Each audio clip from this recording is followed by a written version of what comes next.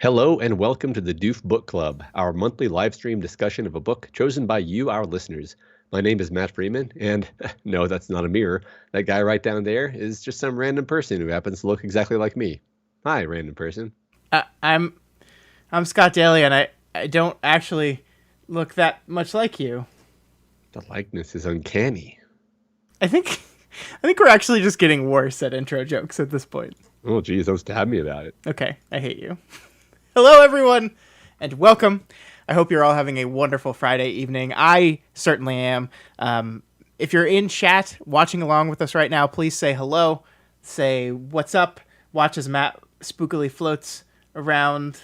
Oh, was your head in the wrong place? I'm sorry, that's my fault. That's okay. You just keep moving around, Matt. I can't keep track of it. And welcome. If you are joining us for the very first time, hello. We're Matt and Scott, and we are Doof Media, and we make podcasts all about the stories that we love. We also organize and arrange and lead this monthly book club. Matt, explain what a book club is. Each month, Scott and I select 5 books from a pool submitted to us by our wonderful Doof community. We put up a poll for all the supporters on Patreon at patreon.com/doofmedia and let them vote on which they'd like us to talk about. The book with the most votes wins, and then we all read it. Well, that is what usually happens, right? But every 6 months, we rip control away from our patrons and take it back and become the authoritarians that we secretly are, and we just pick the book ourselves. So this month was Matt's turn to pick a book. And Matt, what did you pick, Matt? What did you bring us? I picked The Likeness by Tana French. All right. Yes, the summary of that book is as follows. In the follow-up to Tana French's runaway bestseller, In the Woods, it's 6 months later, and Cassie Maddox is transferred out of the Dublin murder squad with no plans to go back, until an urgent telephone call summons her to a grisly crime scene. The victim looks exactly like Cassie and carries an ID identifying herself as Alexandra Madison, an alias Cassie once used as an undercover cop. Cassie must discover not only who killed this girl, but more important, who was this girl? Who was this girl? All right, so before we go into impressions, Matt, I want to hear from you. Since you had the power this month, you get the power once a year, and you chose it this time to talk about The Likeness. So why did you pick this book? Why were you so desperate to read this book? Well, I've just been wanting to read more Tana French forever. I've only read the two. I read In the Woods many years ago, and I found it like extremely affecting. It was very like it hit me really hard, and I was I kind of always wanted to get back to Tana French, but I was like apprehensive because I was like, I don't know if I can handle being kicked in the head emotionally that hard, you know. And then we read The Secret Place for book club, and I love that one. So I was like, okay, well, I've heard I've been instructed to read The Likeness. I've been told that was a really good one. And so that's been on my list for literally years at this point. Okay, great. Yeah, so that's why. Yeah. Cool. So now that you read it, what'd you think? What'd you think of The Likeness? And as Matt is answering this question, you folks in the chat, I see we have David here, we have Mary here, we have some other people that haven't said hello yet, but hi. I want you guys to let me know what you thought of The Likeness. And Matt, go.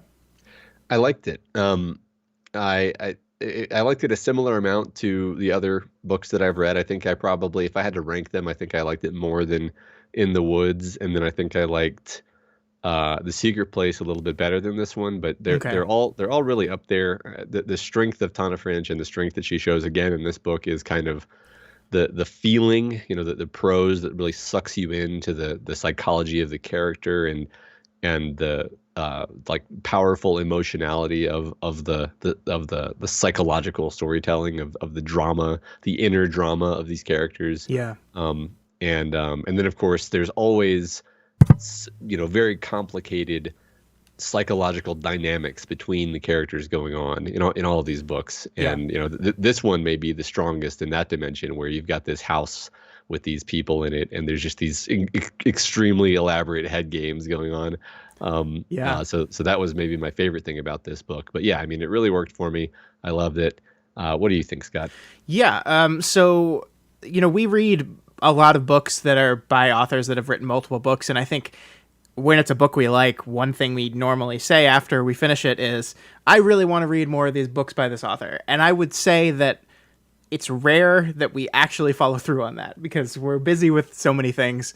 But after we read The Secret Place in the halcyon days of 2017, believe it or not, it was December 2017 that we read this book, Oh my God. The Secret Place, and did a book club on it. After we read that book, I fell in love with it so much that I basically became obsessed with Tana French for about 3 months. And I read nothing but Tana French books from that point on. I read every single one of the ones she's written, and since that time she's come out with 2 new ones, one a year ago that I've read, and one that actually just came out this past month that I have right here that I have not read yet because I was reading this book, but I'm going to begin reading that basically as soon as we get off the phone here. So I mean, you could say I am absolutely in love with Tana French, and the thing that I was most curious about this time around was whether I would like the experience of rereading Tana French, because I had read this book before, so I reread it for the show.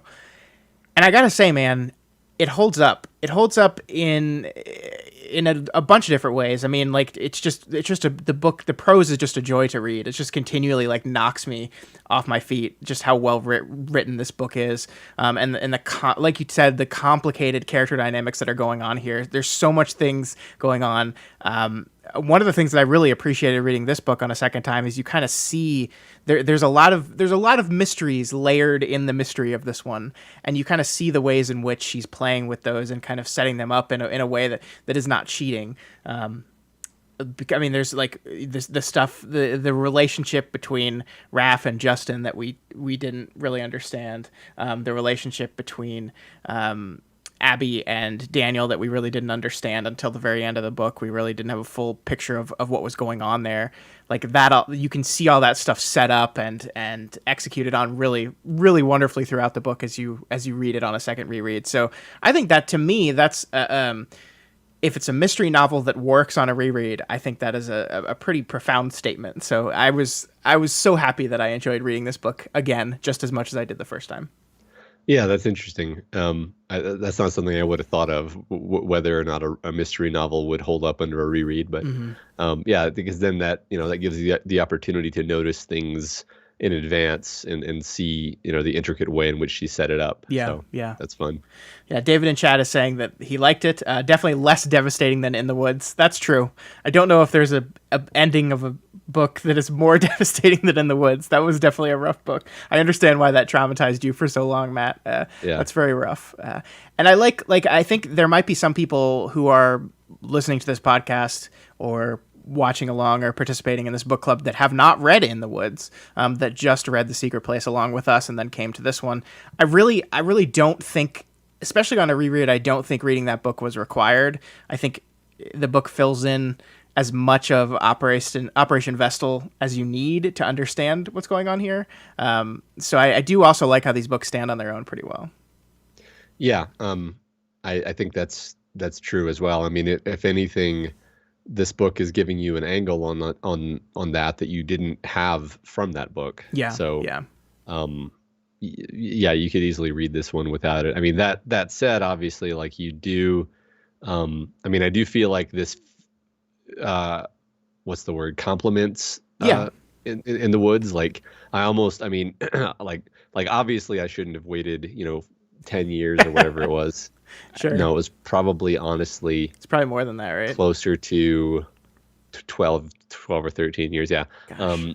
But because this, honestly, it gives a kind of resolution to In the Woods. Mm-hmm. In the Woods, it's going to be hard to not spoil certain things from In the Woods. So I'll just say, In the Woods ends with this sort of devastating, destruction of a relationship. And it feels very unresolved. That's part of what's painful about it. And this gives you a kind of resolution to that. Yeah. At least on Cassie's end of it, for sure. At least on Cassie's end of it, yeah. Yeah, totally. I mean, I think there's a reason why when they did make a show of this book, because as if you can look behind over Matt's shoulder, every once in a while you will see pictures from the show. I believe it's a Starz show called The Dublin Murder Squad, and it is an adaptation of the first 2 books, I think, only. So there's a reason why they linked those together. But yeah, let's just... More reactions. Valerie says that they like this book, but not as much as the third in the series, but better than the first. And And that's exactly what you thought, yeah. yeah, and Mary says that Mary has read all of Tana's books except for the brand new one. It's right here. Um, and I think by that she's actually including the ones that are not Dublin Murder Squad books. Yeah. She says her favorites are the Frank Mackey one and the second one with Antoinette. So basically the ones that I haven't read. So yeah, she's moved away from the Dublin Murder Squad stuff. The last two books have not been that. I haven't read this new one, but they're similar. There's some crime that happens, and I think that The Witch Elm is a book that, like, the first book that was not written from the perspective of a detective, if I'm remembering it correctly. So it was different in that regard, but there's still like a crime and a mystery and something going on.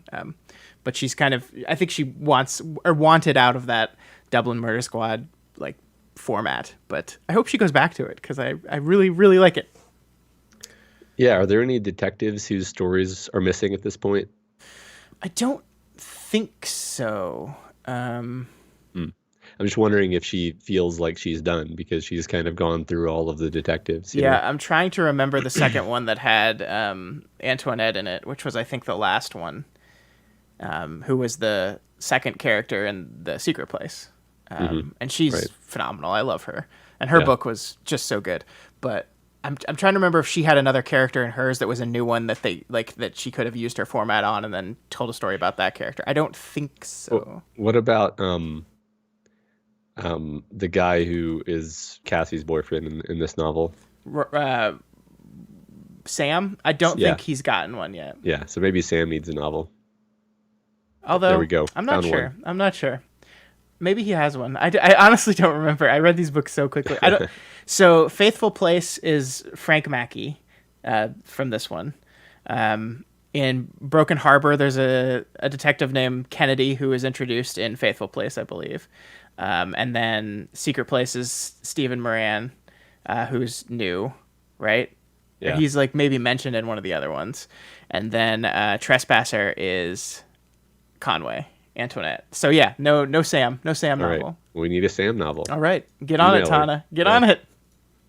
Let her write what she wants. Okay, let's. You want to just jump into the slides here? Let's get talking because there's a lot. I did that thing where I like tried to fit too much in the slides because this writing is just so fucking beautiful, and I just couldn't help myself. So all right, lots of reading tonight. Sorry, everyone. So the first slide is the first lines of the book. We always like talking about the first lines. Some nights, if I'm sleeping on my own, I still dream about the Whitethorn house. In the dream, it's always spring, cool fine light with a late afternoon haze. I climb the worn stone steps and knock on the door, that great brass knocker, going black with age and heavy enough to startle you every time. And an old woman with an apron and a deft, uncompromising face lets me in. Then she hangs the big rusted key back on her belt and walks away down the drive under the falling cherry blossom, and I close the door behind her. The house is always empty. The bedrooms are bare and bright, only my footsteps echoing off the floorboards, circling up through the sun and the dust motes to the high ceilings. Smell of the wild hyacinths drifting through the wide-open windows, and of beeswax polish, chips of white paint flaking off the window sashes, and a tendril of ivy swaying in over the sill. Wood doves, lazy somewhere outside.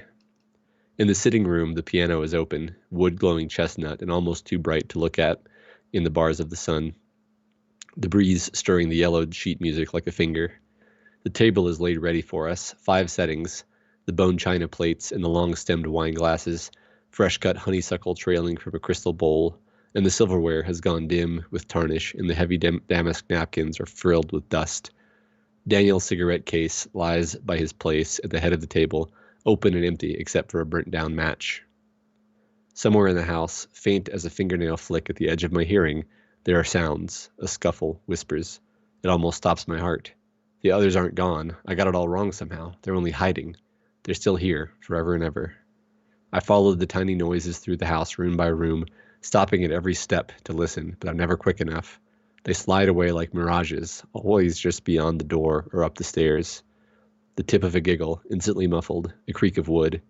I leave wardrobe doors swinging open. I take the steps 3 at a time. I swing round the newel post at the top and catch a flash of movement in the corner of my eye. The spotted old mirror at the end of the corridor. My face reflected in it, laughing.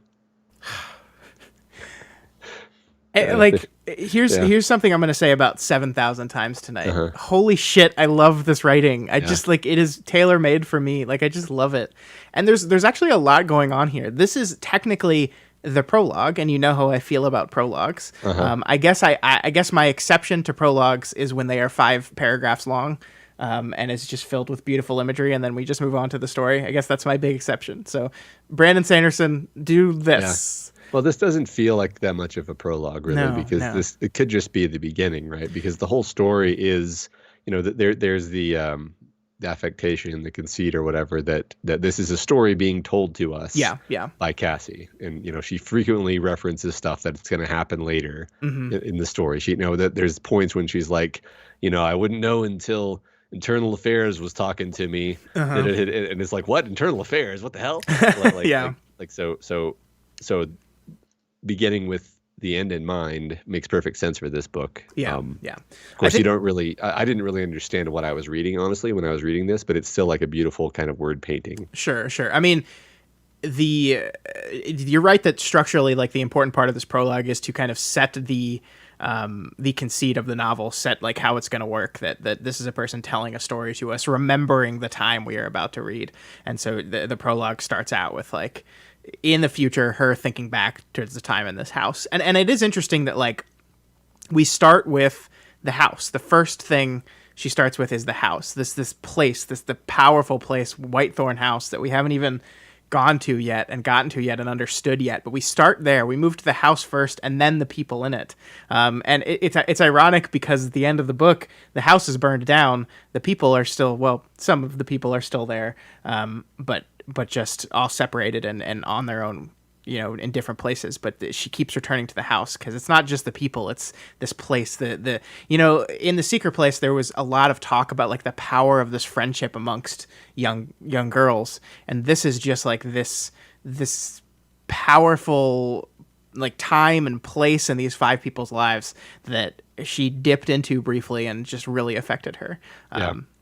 There's a thing that Tana French does that I almost want to compare to magical realism, where it's like the resonant, symphonic power of friendship and relationships between people is really portrayed as being, like, nearly magical in the way she writes about it.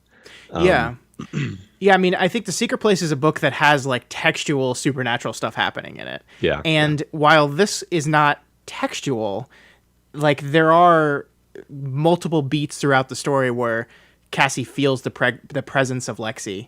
I mean, there's a point where, like, Justin says he's heard Lexi's voice, like, and this was even before Cassie showed up. So, like, it's not, like, textual and clear that, yes, that Lexi's ghost is hovering around trying to influence, but Tana French writes it, and Cassie almost believes it to a level that this force is here. That like one of her refrains throughout the story is like, "Lexi found me. She brought me into this. I am here because she wants me to be." So it's interesting in that way that she kind of plays with the supernatural a little bit. Yeah, not just the ghost of Lexi, but almost like the unquiet ghosts of Ireland. Yeah, exactly. There's a whole lot in this book, more than the others, I think, that's sort of about Irish history and stuff that I wasn't really that familiar with. I think the interesting thing that French does is that, I mean, like, it's usually not like the main plot of the story, but there is usually some Irish history or Irish culture or Irish politics, like, in the background of every single one of the stories. And this is, I think, one of the ones where it's more foregrounded, that, like, this kind of tension between the, for lack of a better word, aristocratic English that came in and the lay people, the Irish people that were conquered, and it's here, and it makes a big part of the story, and it's like one of our big kind of red herrings as far as what happened to Lexi. But that's why, like, Tana French doesn't just set these in Ireland and say, okay, that's just because I'm from Ireland. She, like, makes the story about Ireland in some ways as well. Yeah. David asks, who do we think the old woman is? That's a good question. That jumped out at me, when I pulled the slide. That's something I didn't catch either of the 2 times that I've read this book. That, like, what does that mean? Who's the old woman? I don't Do you have a good answer, Matt? I don't. As my air conditioner turns on. Sorry. No, no, not really. I mean, it's a dream, right? It's a dream Yeah. of like what could have been or what she misses. And there was no old woman. I mean, it could be the old woman is, the ghost of the The ghost of Whitethorn yeah, past. yeah, yeah. I think, I do think there is some interesting stuff going on here because obviously the house doesn't exist anymore. So she's dreaming. She's dreaming of something that never existed because like no one's here anymore. Like Daniel's cigarette case is here, and there's so much great imagery here. His cigarette case is open by his place at the head of the table, except for it's empty but a burnt down match, which is just perfect for what happens to Daniel in this book. I love the moment where she sees the mirror at the end of the corridor. She sees her reflection laughing at her, which means nothing in this prologue, but will come to be very obvious very quickly in the story. So yeah, I mean, I wonder if it's like this is the caretaker of the house in this memory, but we never meet an old woman that takes care of the house. Like we never meet that person. It's sort of a could have been. Yeah. I like that. I like that angle on it. Sure. Cool. So a great opening. I'm going to repeat myself so many times today, and I apologize for it, but I just can't get enough of this writing. It just it consumes me. Right. There's books we cover where they inspire me in the way where I'm like, this makes me think that I want to write, and then there's books like this where I'm like, this makes me think that I'm a fool for ever thinking that I could write, because it's so good. Yeah. Sure. All right, so we're going to move on to the next slide, and this is Cassie is thinking of back when she was in undercover and the first test that her undercover boss tested her with, and I want to talk about how Tana French writes detectives using this. Frank hopped off his desk and went to the window, motioning me to follow. "Okay," he said. "See that couple down there?" A guy and a girl walking up the street, talking. She found keys and let them into a depressing apartment block. "Tell me about them," Frank said. He leaned back against the window and hooked his thumbs in his belt, watching me. "They're students," I said. "Book bags. They've been food shopping, the carrier bags from Dunn's. She's better off than he is. Her jacket was expensive, but he had a patch on his jeans and not in a trendy way. They're a couple? Friends? Flatmates?" "A couple. They walked closer than friends, tilted their heads closer. They going out long?" I liked this, the new way my mind was working. "A while, yeah," I said. Frank cocked an eyebrow like a question, and for a moment I wasn't sure how I knew. Then it clicked. They didn't look at each other when they were talking. New couples look at each other all the time. Established ones don't need to check in as often. Living together? No, or he'd have automatically gone for his keys as well. That's her place. She has at least one flatmate, though. They both looked up at the window, checking to see if the curtains were open. How's their relationships? Good. She made him laugh. Guys mostly don't laugh at girls' jokes unless they're still at the chat-up stage. He was carrying both the Dunn's bags, and she held the door open for him before she went in. They look after each other. So this is really wonderful. Like, we talked a lot. I distinctly remember our talks about The Secret Place, where we talked about the ways in which Tana French channels the incredible observation skills of detectives that are good at their jobs. Mm-hmm. And this is a really good early example of that in this book, where we just see how quick and observant Cassie Maddox is. And we also kind of are learning about Frank a little bit, and he knows the answers to all these questions already. He's noticing it himself. He's just quizzing her on it. And I think it's great because I do think, there's something, I think Tana French loves detectives and hates them at the same time. That's the fascinating thing about these books, because they are both incredibly skilled. They are very good at their jobs. They are very good at getting confessions. They are very good at noticing things, but they are also constantly breaking the rules. They're constantly suffering and being shitty people at the same time. And it's just an interesting dynamic that she creates with these detectives. This is not Agatha Christie, Hercule Poirot worship, right? All these people are deeply, deeply flawed, but also deeply good at their jobs. And it's almost making the argument, perhaps to be this good at your job, you have to be a little bit flawed in some other ways. I think so. I mean, I think this book definitely is the one of the three that I've read that really makes the case that, in order to be the kind of person who can make a living hunting down monsters and trying to get in their heads and finding dead bodies and trying to figure out what happened. Like you have to have something messed up in your past that drives you to do that. Yeah. Um, or something messed up about who you are and what motivates you. And I Yeah. think it's interesting because like my impression of Cassie from The Secret Place, no, sorry, from In the Woods is like, oh, Cassie's a well balanced individual who made a couple of regrettable choices in that book. But in this book, it's like it really drives you. It really kind of drives home that Cassie was never as completely on her keel as she seemed to be. Sure. Yeah. And then things that happened in that book pushed her into an even worse place. Yeah. Yeah. I mean, I think like one of the things I like is that I think one of the things that this book is proposing is that when you have this ability to just look at people and to just suss out who they are, what they want, what they're doing, like she does, you tend to use that all the time, not just against the criminals that you're trying to bust, but like she immediately starts playing games with Frank, and we learn that Frank has been playing games with her the entire book. Basically, they're just like manipulating each other and using this super heightened observation skill to like just know exactly what the other one's going for, and therefore they can use that to manipulate them to go somewhere else. And Cassie just does that to everyone. She does it to Sam. She does it to... It's her job to do it to everyone in Whitethorn House, but she's just doing it constantly. I think one of the biggest shocks to me this run through of this book was how immediately she begins lying to Sam and Frank. Yeah. As soon as she gets to the house. Like, one of the first things she does in the house is find the diary. And she doesn't even, like, consciously make the decision to not tell them about it. She just does it. She just, like, is like... I found a diary and I didn't tell him. Like, I don't think the first conversation she has with them right after where they ask her if she found anything, she just like doesn't hesitate and is just like, no. And then she kind of circles back to it later and it was like, yeah, this was going to be a little hard because I wasn't going to tell him about the diary. But like, it's just like, why?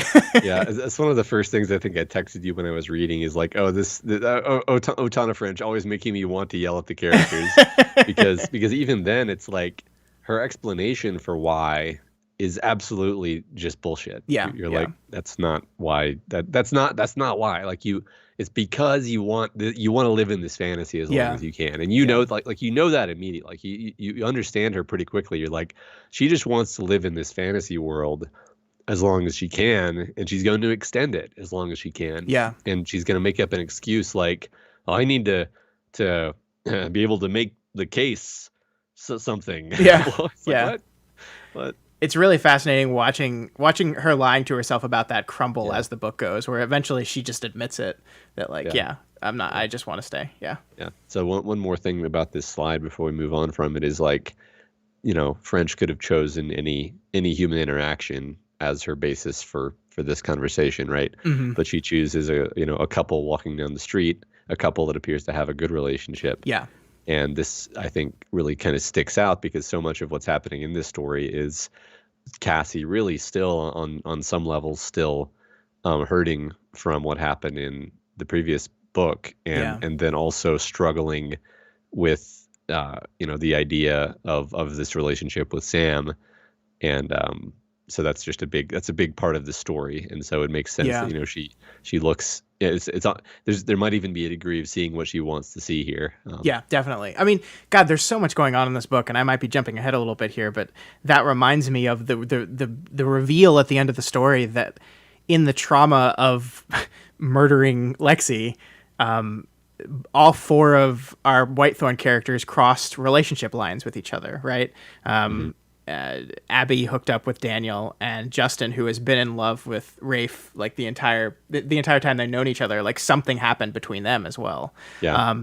And so like part of the reason why this friendship is crumbling and why these four people are just collapsing is because they've crossed this relationship line with each other and they don't know what to do anymore. And that is, I think, very intentionally echoing what happened between Cassie and Rob in the first book, right? Like that is something they did. They crossed a relationship line with each other and then they didn't survive it. And so like that is something that's happening. And it's funny because obviously part of the reason why they're collapsing as a unit is because of Lexi and because of Lexi's death, but like not all of it. And there's so much of that going on here and so much of that. And it's interesting the ways in which she is extremely observant of these random people sitting on the walking into a flat on the street. But when she gets to the house, you're absolutely right that she wants to be here so much that she just gets in too deep immediately, and she can't see the dynamics going on right in front of her face. Yeah. Yeah, I think she wants it to be this beautiful, perfect thing. Yeah. And that keeps her from seeing how screwed up it is the entire time that she's there. She wants to see it the way Daniel sees it. And until the very end she is. Yeah. And then So cool. We jumped ahead a bit, but let's move on to the next slide. Fine. Next slide, and this is our inciting incident. Cassie Maddox meets Lexi Madison. Mm-hmm. For a second, I was confused. Sam lied? Because I knew her from somewhere. I'd seen that face a million times before. Then I took a step forward so I could get a proper look, and the whole world went silent, frozen, darkness roaring in from the edges, and only the girl's face blazing white at the center. Because it was me. The tilt of the nose, the wide sweep of the eyebrows, every tiniest curve and angle clear as ice. It was me, blue-lipped and still, with shadows like dark bruises under my eyes. I couldn't feel my hands, my feet, couldn't feel myself breathing. For a second I thought I was floating, sliced off myself, and wind currents carrying me away. Know her? Frank asked somewhere. Any relation? It was like going blind. My eyes couldn't take her in. She was impossible. A high fever hallucination, a screaming crack right across all the laws of nature. I realized I was braced rigid on the balls of my feet, one hand halfway to my gun, every muscle ready to fight this dead girl to the death. No, I said. My voice sounded wrong, somewhere outside me.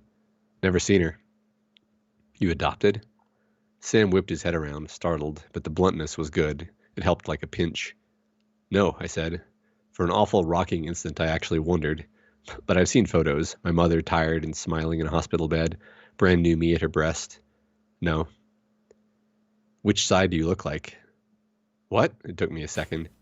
I couldn't look away from the girl. I had to force myself to blink. No wonder Doherty and his ears had done a double take. No, my mother's side.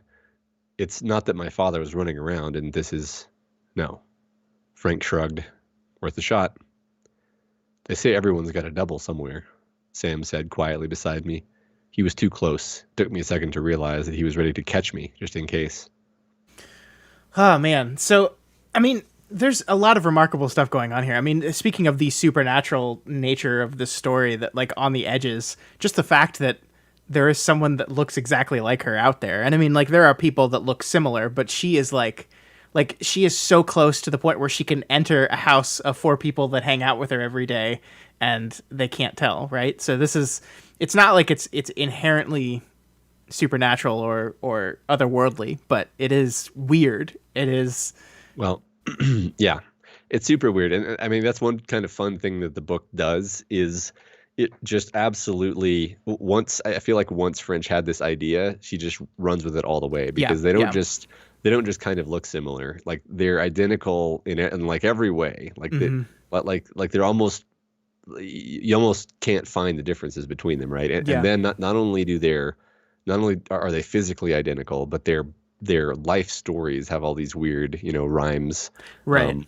The motivation behind the reasons why this woman has done things turns out to be, almost sort of like braids in with the reasons why Cassie has done things at different times. Yeah, but the thing that I love about that, and I think that elevates this from just a really good idea that Tana French runs with to Tana French's genius, is that is the way we think for most of the story. We're looking at Cassie and we're looking at Lexi and we're saying, oh my God, look, these 2 people are the same. This is why Cassie loves this so much, because she relates to this person so much and she's so intriguing to her because she feels like this is me. And the more she learns about her, the more she notices that.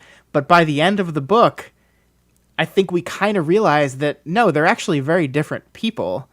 And it's just Cassie was desperate for this to be true, was desperate to get the opportunity to dive into someone else's life, to get to dive into a new life, to get to run away from the problems she's been dealing with, that she just kind of it's not that she invented a Lexi that fit with her life. It's that she just made assumptions about who Lexi was. And I think some of the most powerful writing to me are the moments at the end where she's saying, "Oh, that's another dagger in the image of Lexi that I had in my head. Like that's another separator in between who she is and who I am."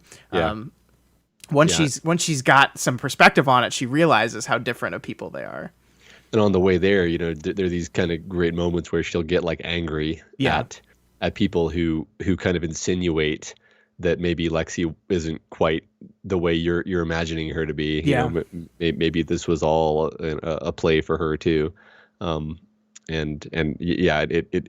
right. It spends a lot of the book building up like, oh, they're just identical. And then it reverses that almost. It says, well, no, actually. I think it does a lot of work actually to reverse stuff that it has persuaded you of. But I like that. It's the whole. It just shows how much, like you said, she wants to escape into this. And also there's the element where she kind of she always wishes she had a sibling, and she kind of maybe imagines this is her lost sibling. Metaphysically. Yeah, definitely. All right, cool. So. Yep. Frank comes up with a crazy plan, which it actually is like, just look at it on the surface. It is a crazy plan. Here's the deal. We're going to tell everyone that Lexi's not dead. She was just in a coma. Then we're going to drop you. We're going to make you become her, and we're going to drop you in this house with these 4 people. And you're just going to, investigate. So this is the moment where she finally makes the decision to do it. "Cassie," Frank said softly, "your call." For what seemed like a long time, I thought about saying no. Back to DV, the standard Monday crop of the week's aftermath. Too many bruises and high-neck sweaters and sunglasses indoors. The regular filing charges on their boyfriends and withdrawing them by Tuesday night. Mayor sitting besides me like a pink ham in a sweatshirt and sniggering predictably every time we pull a case with foreign names. If I went back there the next morning, I would never leave. I knew it solid as a fist in my stomach. This girl was like a dare, flung hard and deadly accurate straight at me. A once-off chance, a catch it if you can. O'Kelly stretched out his legs and sighed ostentatiously. Cooper examined the cracks in the ceiling. I could tell from the stillness of Sam's shoulders that he wasn't breathing. Only Frank was looking at me, his eyes steady and unblinking. The air of the squad room hurt everywhere it touched me. Lexi in dim gold light on the screen was a dark lake I could high dive into. She was a thin ice river I could skate away on. She was a long-distance flight, leaving now. "Tell me this woman smoked," I said. My ribs opened up like windows. I'd forgotten you could breathe that deeply. "Jesus, you took your time," said O'Kelly, heaving himself out of his chair and pulling his trousers up over his belly. "I think you're bloody certifiable, but nothing new there. When you get yourself killed, don't come crying to me." "Fascinating," Cooper said, eyeing me speculatively. A part of him was obviously working out the odds that I would end up on his table.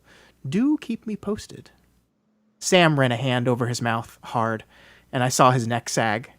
"Marlboro Lights," Frank said, and hit eject, a big grin slowly breaking across his face. "That's my girl." Oh, man. So I guess the thing to start with this is poor Sam. Poor Sam, who, just like Samwise Gamgee, is this person that is just like trying to support Cassie. Like we didn't even touch on it in the last slide, but like Cassie's realization that Sam is just standing there next to her, like ready to catch her the second she faints or falls. Like he is just constantly there, ready to help, ready to support her. And she just kind of treats him like absolute shit throughout most of the book. Like, I love that by halfway through the story, she's just stopped calling him at all. Like she just doesn't call him on her nightly calls. She calls Frank and argues with Frank, and she doesn't call Sam at all. And the first thing we see after she decides is Sam just like he's heartbroken that she said yes to this thing. It's interesting how, it's obviously, it's first person, but we spend a lot of the first person taking these little glances over at Sam and really coming to understand who he is and what a hard time he's having with this. I feel like it's a cool authorly sleight of hand where I feel like French is giving us insight into how Sam is doing that Cassie doesn't actually have, despite the fact that we're getting these observations through her. I constantly feel like she doesn't really appreciate like why this is upsetting to him, Yeah. but we do, because it's like, well, this is crazy. This is obviously crazy, but he's so like emotionally, sort of locked down that he's just like, all right, if you insist. Yeah. Right, right. And it's really interesting because, yeah, I mean, like, structurally, this is supposed to be a story that Cassie is telling us from the future when presumably she is now married to this man, right? And so you think with that kind of perspective, there would be some temptation to toss some knowing comments from the narration to, like, she does that sometimes. As you talked about how she like mentions IA and she mentions future events every so often, but it is interesting the ways in which French does not allow Cassie to recognize the shitty way she's treating Sam from the future in the text of the story. Like it just doesn't let her do that. And I think part of that is just for, narrative propulsion for our sake, that she doesn't want to, she wants us to kind of be shaking our head, and she wants us to be like, Cassie, you're obviously in too deep. Like, but it is interesting that's like, that she framed the story this way, and then future Cassie is not like offering a new perspective on the story. Mm-hmm. Yeah, I think like you said, we're meant to feel like this is a mistake, and I don't think she wants to give herself the out of being like, oh, I was so mean to him here, because then you would be like, oh, well, at least she realizes that. Yeah. But this way you get to be annoyed with her. Yeah. Just before we move on from the slide, I did want to point out how great this scene was, where they've got, she goes back into the murder squad room, which is, it's all sort of Mackie's play, right? Like, get her back into the murder squad room and remind her of the nostalgia, remind her of this world that she has left, but she still desperately misses, and then have all these bigwigs in there and kind of put the spotlight on her and make her make the decision in front of everyone. And he kind of knows exactly how this is going to roll out. So. God, he's such a shit, isn't he? Yeah. Even that big smile on his face at the end of it, that's my girl. It's like, oh, you shit.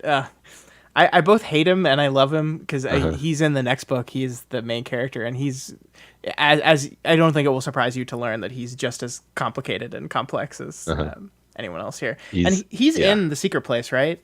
It's his daughter, right? Yeah, it's his daughter, and you sort of see a side of him you don't really see in this book, where he's freaked out in that book, right? Yeah. So he's like desperate, and he's making kind of desperate moves, but he's still just as kind of smart and manipulative. So yeah. I just want to swoop back to Lexi in the dim gold light on the screen was a dark lake I could high dive into. She was a thin ice river I could skate away on. She was a long distance flight, leaving now.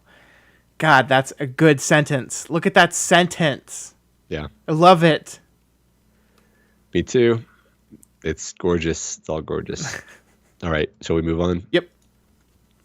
All right. Next slide. Cassie goes in and on her first night recognizes how much of a problem she's going to have. Until you get rid of the head, Abby said with dignity, you don't get to slag my doll for being creepy. That's not the same thing at all. The head is a valuable scientific tool. I like the head, said Daniel, glancing up surprised. What's wrong with it? It looks like something Alistair Crowley would carry around, is what's wrong with it. Back me up here, Lex. Frank and Sam hadn't told me, maybe they'd never seen, the most important thing about these four, just how close they were. The phone videos hadn't been able to catch the power of it any more than they'd caught the house. It was like a shimmer in the air between them, like glittering web-fine threads tossed back and forth and in and out every moment, movement or word reverberated through the whole group. Rafe passing Abby her smokes almost before she glanced around for them. Daniel turning with his hands out ready to take the steak dish in the same second that Justin brought it through the door. Sentences flicked onto each other like playing cards, with never a fraction of a pause. Rob and I used to be like that. Seamless. My main feeling was that I was fucked. These four had harmonies close as the most polished a cappella group on the planet, and I had to pick up my line and join in the jam session without missing a single beat.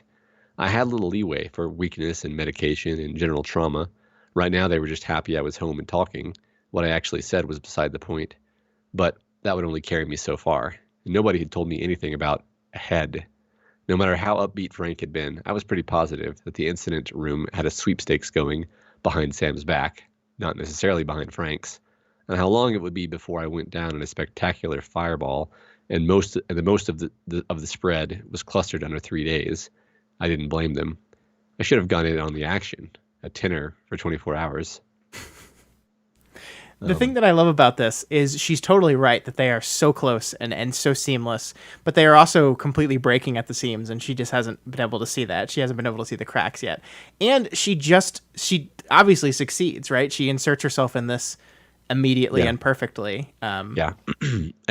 So I thought it was fascinating because, like, as she's going into it, a big part of me is like, come on, if you replace one of my best friends with an imposter, I would know immediately. But then as it goes on, you're like, well, you would suspect, but then you like sort of like she's doing, you would make apologies for their slip ups, right? Mm-hmm. Because like, what's the alternative? Your friend has been replaced by a doppelganger. Yeah, that's like, insane, obviously. Yeah. So part of like they're doing a lot of her work for her, except of course Daniel, who eventually becomes suspicious. But I love that. Suspicious because he literally laid there with her and watched her die. That's why he was so suspicious. Yeah, right. But no, it's great because like it takes this idea where as you're going into it, you're like, this is insane. This doesn't make any sense. I'm gonna suspend my disbelief, but it doesn't make any sense. And then it actually brings you to a point where you're like, okay, I could maybe imagine this actually working. Yeah, because like that is not going to be anyone's first conclusion. I mean, it will be mine now that I've read this book, but like no one's going to like this has to be someone that just happens to look exactly like Lexi and is sneaking in here, you know? But I think it's so funny because as we learn later, like there's all the shit that went down, right? Like, so Lexi is planning on betraying them all and selling off her piece of the house and fleeing. And they all found out about it, and that's what goes down. And so she walks back in the house and she's just like, yeah, I don't remember what happened, but like everyone knows that thing that happened anyway. And so like there's just this constant tension in the house, and at first she doesn't see it, like, or she misreads it as something else. But it's really fascinating though. Yeah. I felt for a long time like maybe they didn't believe that she'd really forgotten it, you know, that they were like, oh no, she remembers, she's just pretending not to because she knows that it would blow everything up if she were to start pointing fingers. But yeah, it's just like the kind of stalemate situation that really works to her advantage in terms of getting them to accept her. Yeah, I mean, that's why it becomes, you're absolutely right, something that you have to kind of extend your disbelief on, or and it turns into something that you're like, oh, it's just like people like collectively agreeing to ignore the inconsistencies. Like there's a documentary out there, I think it's called Impostor, and it's about a family whose son went missing and was kidnapped and probably murdered, and then years later someone shows up claiming to be the son, and it's just a random person that looks nothing like him, and they just accept him back into the house. And like it's a crazy story because it goes even deeper than that. Then it turns out like maybe the family might murdered the kid. And so, like, then this person shows up claiming to be him. So they're just all, like, in this standoff where no one can admit the truth. But, like, and that's kind of what I think this is. And I wouldn't be surprised if, like, she based some of the ideas in this plot on that true story. Because it's like everyone's just, like, no one knows what the other one they're playing at. And so they're all just kind of in this collective choosing to just try to get things back to normal. Yeah, we're going to play along and see where this goes on all sides. Yeah. It's really wonderful. I love it. I love it so much. So this next slide is the slide where the most important rule of the 5 at Whitethorn House is introduced, the no pasts rule. I tested my new theory later that evening, when Daniel had put the revolver away and we'd had hung the curtains and were curling up in the sitting room. Abby had finished her doll's petticoat and was starting on a dress. Her lap was covered with the scraps of material I'd been sorting on Sunday. I used to have dolls when I was little, I said. If my theory was right, then this wasn't risky. The others wouldn't have heard all that much about Lexi's childhood. I had a collection. You, Justin said, giving me a quirk of a smile. The only thing you collect is chocolate. Actually, Abby asked me, have you got any? Something with nuts? Straight in with the diversion. I did too have a collection, I said. I had all 4 sisters out of Little Women. You could get the mother too, but she was a horrible sanctimonious cow that I didn't want, and I didn't want her anywhere near me. I didn't even want the others, but I had this aunt. Why don't you get Little Women dolls, Justin asked Abby plaintively, and get rid of that awful poppet? If you keep bitching about her, I swear one of these mornings you're going to wake up and find her on your pillow, staring at you. Rafe was watching me, hooded golden eyes across his solitaire game. I keep trying to tell her I don't even like dolls, I said, over Justin's horrified noises, but she never got the hint. Daniel glanced up from his book. No pasts, he said. The fall of it, the finality, told me it was something he had said before. There was a long, not quite comfortable silence. The fire spat sparks up the chimney. Abby had gone back to tying bits of fabric against her doll's dress. Rafe was still watching me. I had my head down over my book. Rip Corelli, She Liked the Married. But I could feel his eyes. For some reason, the past, any of our pasts, was solidly off limits. And I think this is pretty important, right? This is the kind of the glue that they were hoping would keep these 5 people together. This no pasts rule. Yeah, right. Which, I mean, it's interesting because much later, the other characters sort of contextualize it almost as a cult thing. Yeah. That Daniel was doing. Like, they don't come up to the point of saying Daniel was trying to suck us into a cult, but they're basically saying, like, effectively that is what was happening, is they were trying to say, like, we are family, there was nothing before us. Yeah. And there never will be anything beyond us. Yeah. And the no past rule does seem very culty when you really reflect on it. Although at the time, when it's first introduced, you're just like, yeah, I mean, a bunch of people with bad stuff in their past, you can imagine that they might have an agreement, like, hey, we're just going to let all that go. We're just we're like, as a group, we're going to agree that we're not going to talk about that. And, it's fun. It's fun because at this point in the book, like, you are just as sort of romanticizing these people as Cassie is.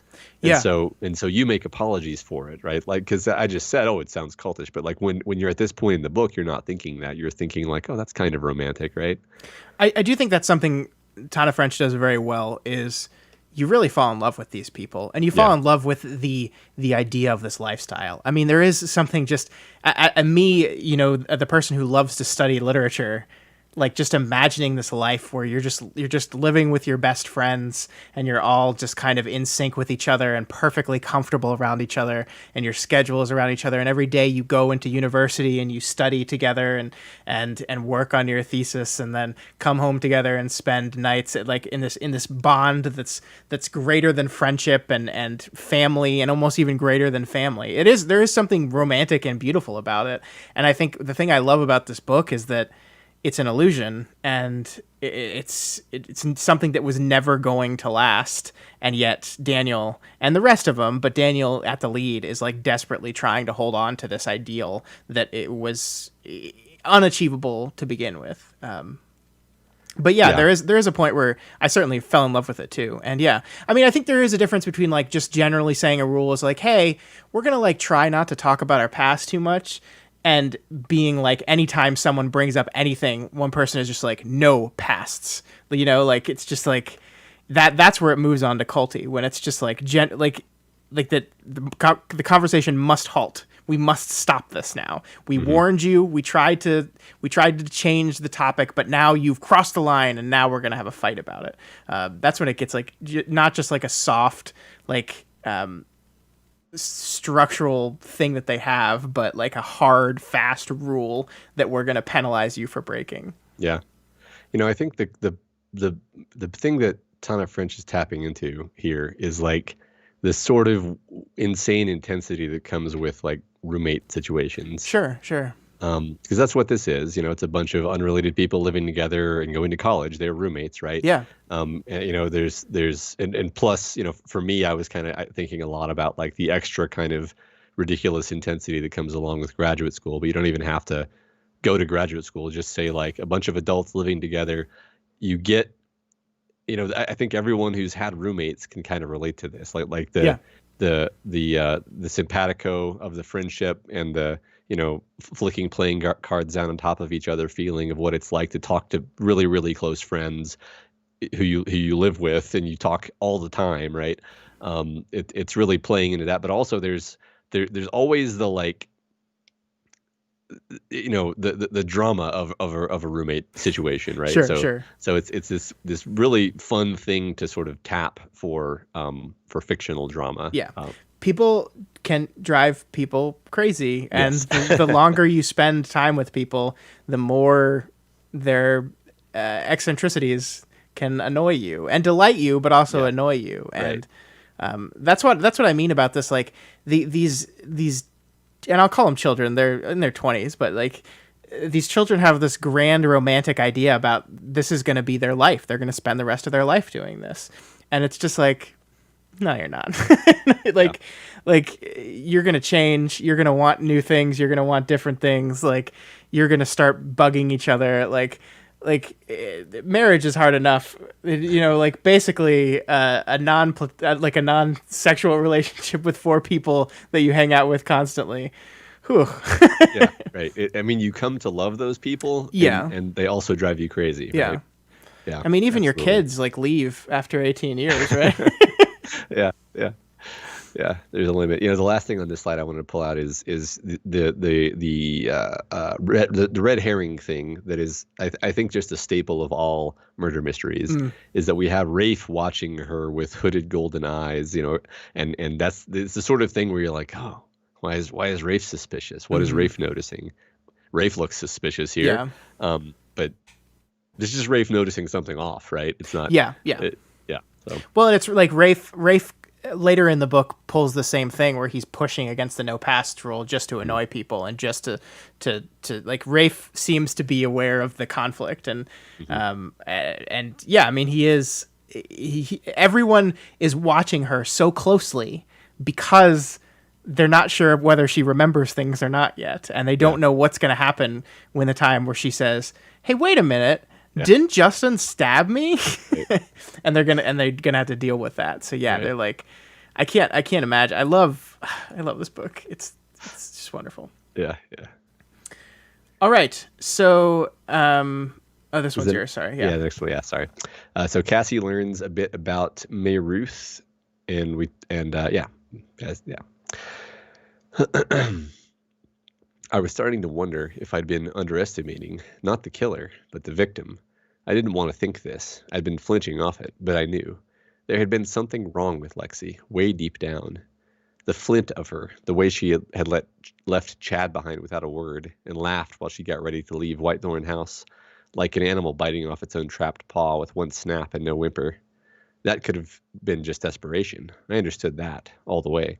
But the seamlessness of that switch from sweet, shy May Ruth to bubbly clown Lexi, that had been something else, something wrong. No kind of fear or desperation could have demanded that. She had done it because she wanted to. A girl with that much hidden and that much dark could have sparked a very high caliber of anger in someone. It's not easy, Frank had said. But that was the thing. For me, it always had been. Both times, being Lexi Madison had come as natural to me as breathing. I had slid into her like sliding into comfy old jeans, and this was what had scared me all along. It wasn't until I was getting into bed that night that I remembered. That day on the grass, when something had clicked into place and I had seen the five of them as a family. Lexi as the cheeky late baby sister. Lexi's mind had gone along the same track as mine had, only a million times faster. She had taken one look and seen what they were and what they were missing, and fast as a blink, she had made herself into that. Whew, okay, so I'm kind of trying to get my head around what I want to talk about here because it's huge. It's the whole book, right? So we have Cassie Maddox as a person who is very good at becoming someone else. Like that is what her skill was. That's why she was so good at Undercover. She was very good. And she kind of chased down this opportunity to do it again, to flee from her past and to change herself into someone else.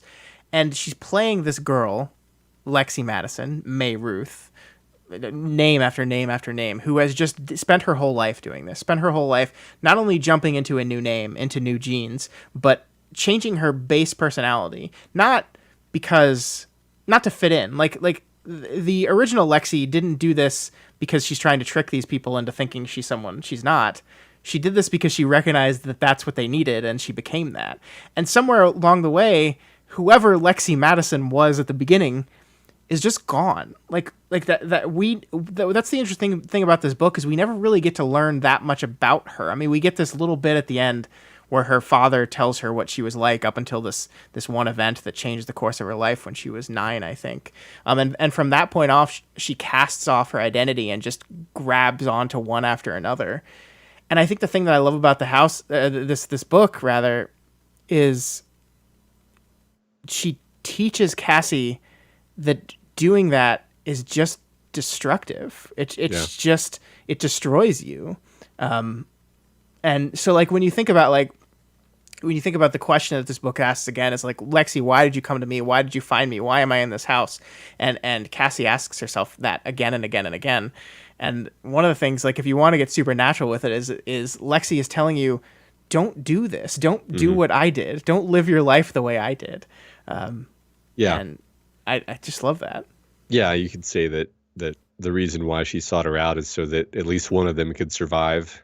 Yeah. The other thing is they both lost parents, right? That's one of the symmetries they have. And in both cases, you could argue that was the thing that sort of shattered them. Yeah. And made them capable of changing the way they change. Absolutely. Yeah. Yeah. David in the chat says it not only destroys you, it destroys everyone who knows you. Yeah. Yeah. Because she seems to leave this wake of devastation. Absolutely. And she doesn't care about it. And I mean, like that's the thing, we learned that Lexi was pregnant, and we eventually learned that Lexi was not planning on like I think Cassie assumed that Lexi was just going to like run over, get an abortion, and then flee it to some other town and some other life. But the thing we kind of learn is that no, she was getting a lot of money because she was like wanting to raise the kid. She was gonna become a mother. She was gonna do this, and that's really incongruous with the version of Lexi we had seen so far through Cassie's perspective. But also, I think this last paragraph here shows you that the Lexi that you knew, Daniel, was not who this person really was. It was a version of this person that she created to work well with you. Why was this Lexi the person who never thought about the past? Well, she recognized that that's what you guys wanted and needed. But when it comes time for her to have a baby, like she does think about things. She thinks about consequences. She decides with permanence. I don't know. It's just interesting. Yeah, we're sure. Right. I mean, we eventually figure out that there is an actual person with her own counsel underneath all of the different guises. So yeah. All right. Cool. So this next slide is much later in the book. Basically, Cassie is like fully in, and she has just convinced Frank and Sam that she needs to stay here longer, even though they think they've found enough they can pull her out, but she doesn't want to. And she's listening. She listens in on a conversation of Abby and Daniel's and sees how stressed out they are. And we start with her thinking to herself. Silence again. The tiny red glow of a cigarette butt arcing into the dark like a meteor. I stood in the cold kitchen watching them through the glass and wished I could tell them, it'll all be okay now. Everyone will settle. Everything will go back to normal given time. And now we've got time. I'm staying. A door banging in the middle of the night, fast, careless footsteps thumping on wood, another slam, heavier this time, the front door. I listened, sitting up in my bed, my heart hammering. There was a shift somewhere in the house, so subtle that I felt it more than heard it, running through the walls and floorboards into my bones. Someone moving. It could have come from anywhere. It was still night, no wind in the trees, only the cool, deceptive call of an owl hunting far off in the lanes. I pulled my pillow up against the headboard, got comfortable, and waited. I thought about having a cigarette, but I was pretty sure I wasn't the only one sitting upright, senses on full alert for the tiniest thing, the click of a lighter, the smell of smoke twisting in the air. After about 20 minutes, the front door opened and closed again, very quietly this time. A pause, then delicate, careful steps going up the stairs, into Justin's room, and the explosive creak of bed springs below me. I gave it 5 minutes. When nothing interesting happened, I slid out of bed and ran downstairs. There was no point in trying to be quiet. Oh, Justin said when I stuck my head around his door. It's you. He was sitting on the edge of his bed, half-dressed, trousers, shoes, but no socks, his shirt untucked and half-buttoned. He looked awful. Are you okay? I asked. Justin ran his hands over his face, and I saw they were trembling. No, he said. I'm really not. What happened? His hands came down, and he stared at me, red-eyed. Go to bed, he said. Just go to bed, Lexi. Are you pissed off with me? Not everything in this world is about you, you know, Justin said coldly. Believe it, or not. So I pulled this slide, Matt, because there's a lot going on here that we don't see, and this is where the second read makes this really apparent that what is going on here is he just had a big fight with Rafe about their relationship, and this is the moment where Rafe goes off for 2 days and just starts hooking up with random chicks. Yeah. And they don't know where he is, but obviously Justin we learn that Justin is the guy who is the one that stabbed Lexi, or we're at least pretty sure. I don't think it ever comes right out and says it was Justin. But we also know that Justin had this he loved Rafe, and something happened between them, and obviously Rafe is not dealing with it well. And so this is something that becomes really apparent on a second read, that that's what's going on with Justin, that he and Rafe just had a big row and he's hurt. And it's you. In that moment, he thought maybe Rafe was coming back to try to patch things up with him or something. But no, it's just Lexi. And it's just it's this really perfect structural moment, because we have this moment at the top here, and that's why I wanted to include this, where Cassie says, I've decided I'm staying here now. I've decided I'm throwing away my career. I'm just going to be Lexi Madison, and I'm just going to stay with you guys forever, and everything's going to be okay. And then we immediately cut to the scene, which shows that no, it's not. No, it's not. These people are collapsing, and it's not just because of you. It's not just because of the death of the person you're playing. You coming in and pretending to be her and inserting yourself back in the equation again is not going to make it balance. It's not going to solve everything. You believe that. Daniel believes that, and he's trying as hard as he can to make it work, but everything is collapsing around you, and there's nothing you can do about it. And I think this is a perfect way of structurally doing it, and in a way that you don't even realize that's what it is fully until you understand what was happening with Justin in this moment. Yeah, that's great, because I remember, getting to this part and being like, okay, what does this have to do with the murder? Right. And Justin tells us the truth here. Not everything is about you. Yeah, this has nothing to do with you, Lexi. Yeah. But, because you're on, this is a murder mystery novel, I'm going to be suspicious of everything and second guess everything. Then I didn't believe him, but it's totally true. It's just we're beginning to understand the foundations are not secure. Yep. He said. And that house is all gonna burn down. Yep. It's funny. I didn't until you talked about that. I didn't connect this moment to the fact that Rafe just kind of disappears for a while. Yeah. But yeah, cool. Makes sense. Yeah. It's like he's overcompensating for something, right? Yeah. Poor Rafe. These poor guys. Yep. They're all messed up. All right. Yeah. Next. Daniel burns Cassie's secret identity after they share a drunken kiss. This is my favorite little twist of the plot, is that the way French does this. Yes. His voice was very calm and even. Lazy curls of smoke were trickling from his cigarette, and he lifted his head to watch as they spread and wound upward through the fluttering bars of light. We can survive the act itself, he said. It's the shared knowledge of the act that would destroy us. This may sound odd, especially coming from an academic who prizes knowledge above almost everything, but read Genesis, or even better, read the Jacobians. They understood how too much knowledge can be lethal. Every time we were in the same room, it would be there among us like a bloody knife, and in the end it would slice us apart, and none of us will allow that to happen. Since the day you came into this house, we've put every drop of energy we have into preventing it, into restoring our lives to normality. He smiled slightly, one eyebrow lifting. So to speak. And telling Lexi who stabbed her would end any hope of that normality. Believe me, the others won't do it. When you're too close to people, when you spend too much time with them and love them too dearly, sometimes you can't see them. Unless Daniel was bluffing, he had made one last mistake. The same one he had been making all along. He was seeing the other four not as they were, but as they should have been, could have been, in some softer-edged and warmer world. He had missed the stark fact that Abby and Rafe and Justin were already disintegrating. They were already running on empty. It stared him in the face every day. It passed him on the stairs like a cold breath and slipped into the car with us in the mornings and sat dark and hunched between us at the dinner table. But he had never once seen it. And he had missed the possibility that Lexi had secret weapons of her own and that she had willed them to me. He knew his world was falling apart, but somehow he was still seeing the inhabitants untouched amid the wreckage.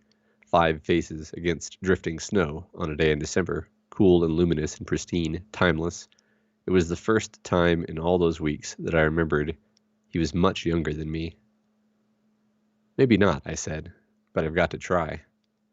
Daniel leaned his back against the stone of the wall and sighed. All of a sudden, he looked terribly tired.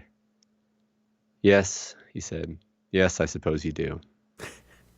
So thus begins the game that Daniel and Cassie play with each other, where she's trying to get them to admit what happened, and he's trying to trap her into getting pulled out because he knows she's a cop at this point. Yeah.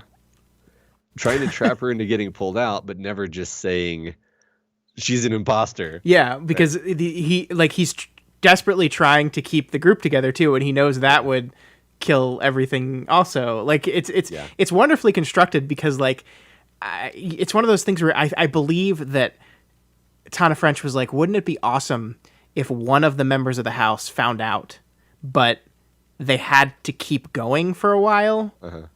How do I make that happen? And then she constructs this perfect stalemate between them that Cassie can't let her people know that she's been burned because they'll pull her out, and Daniel can't let his people know that she's been burned because that'll destroy them. And so they're just in this stuck moment where all they can do is kind of play games behind each other's back. And I love when he tries to trick her and like, can you talk to me about that one book?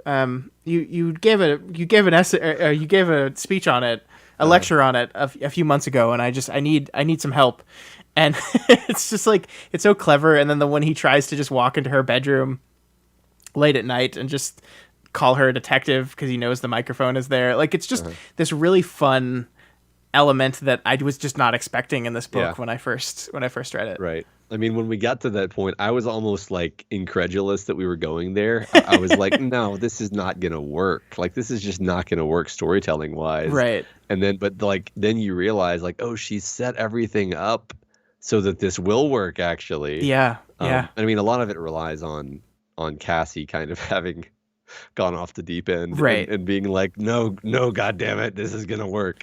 But I think you believe that at that point though, because like it's the transformation Cassie has, and I think the next slide really dives into the detail of it. So I won't go there too far, but the transformation she has at the end of this book goes from being this person that's in too deep to being this person who now recognizes that this is broken and she can't stay here, but she's desperate to solve it. She needs the solve. And that shift really changes her thing here. And I think that's the only way she can see that why Daniel is just so mistaken here, and the mistakes that Daniel is making here, and how she knows she's going to beat him eventually. She just needs the opportunity to do it.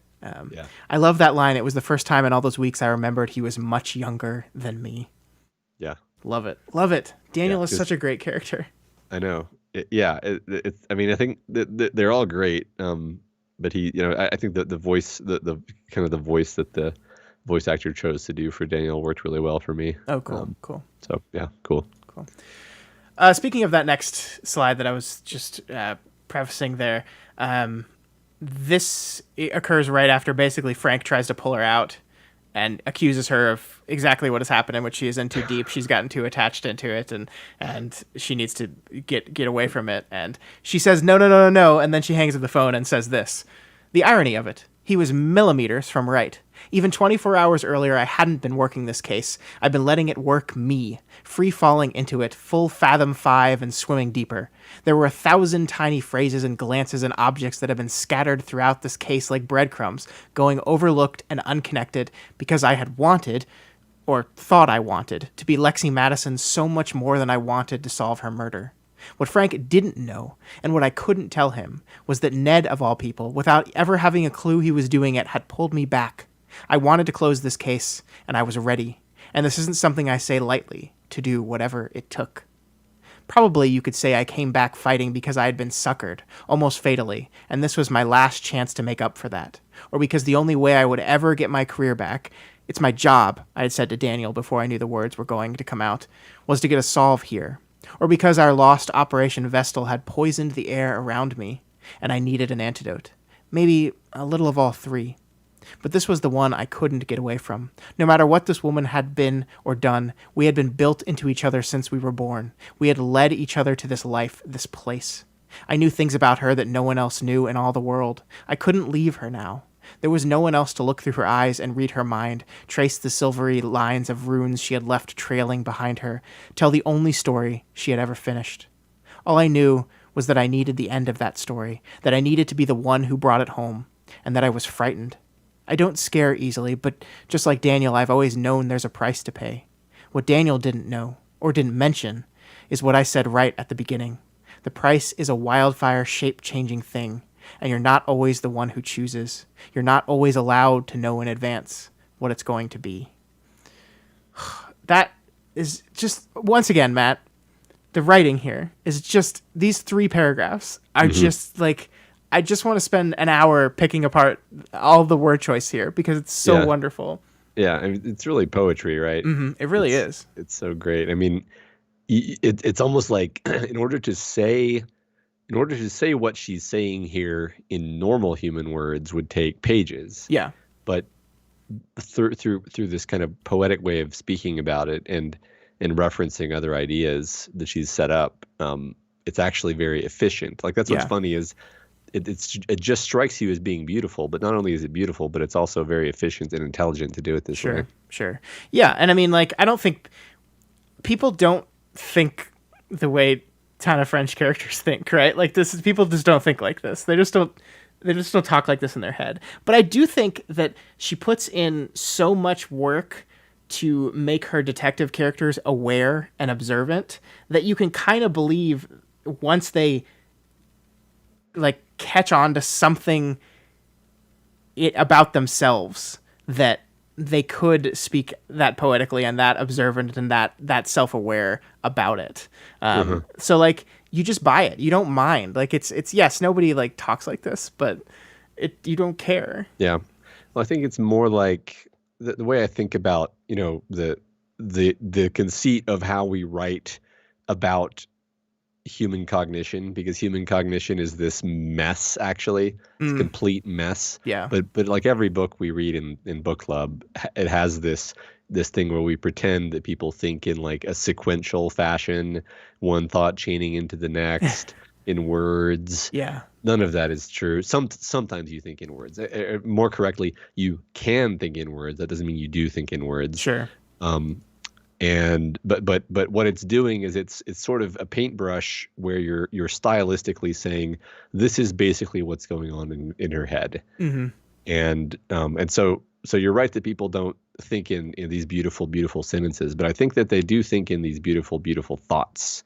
Regardless, the thoughts may not be in words, but the ideas are all there, and our character Cassie is juggling all of these ideas. I know this is kind of a tangent into like the theory of how writing works, but still, like it does. The reason it doesn't bother me is that it's like, well, I can totally believe that a character like this would have all of these ideas jumbled around in her head. Sure. And the author has chosen to portray that in a very beautiful way. Yeah, and Tana French is translating that for us in a way that we can read beautifully. Yes. Yeah. Yes. Yeah. I love it. Too. Well said. I agree with you. All right, let's move on. All right, next slide. The truth finally comes out, and it's like Murder on the Orient Express. I mean, basically, right? Basically, yeah. It's like they all killed her. They all killed her. And I kind of thought this was what it was going to be, honestly. I almost texted you. I was like, oh, it's going to be the thing where they all killed her, right? Okay. Then Abby said on a big breath, Lex, I don't know if you thought about what it would mean if you sold your share to Ned. You don't always, I don't know, think things through. A vicious snort from Rafe. That's putting it mildly. My God, Lexi, what the hell did you think would happen? You'd sell up, buy yourself a nice little apartment somewhere, and everything would be just ducky? What did you expect to get when you walked into college every morning? Hugs and kisses and your sandwich all ready for you? We would never have spoken to you again. We would have hated your guts.